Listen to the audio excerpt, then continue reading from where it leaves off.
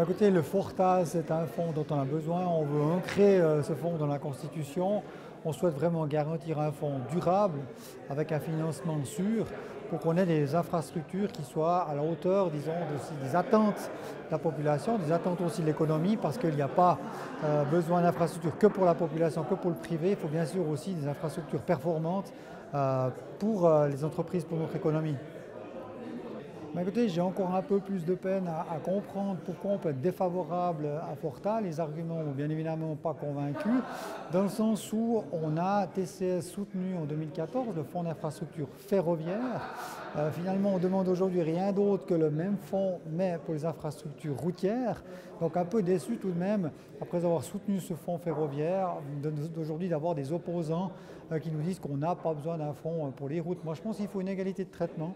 Je pense qu'il y a une complémentarité qu'il faut vraiment qu'on ait entre la route et le rail. Et je pense qu'ici, la population doit pouvoir rétablir une certaine parité entre la route et le rail, puisque, comme je l'ai déjà dit, c'est vraiment complémentaire. On a besoin vraiment des deux et non une opposition des deux.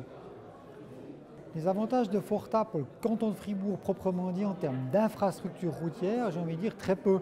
À part les 6 ou 7 km que la Confédération va reprendre entre Morat et Thiel, je dirais très peu.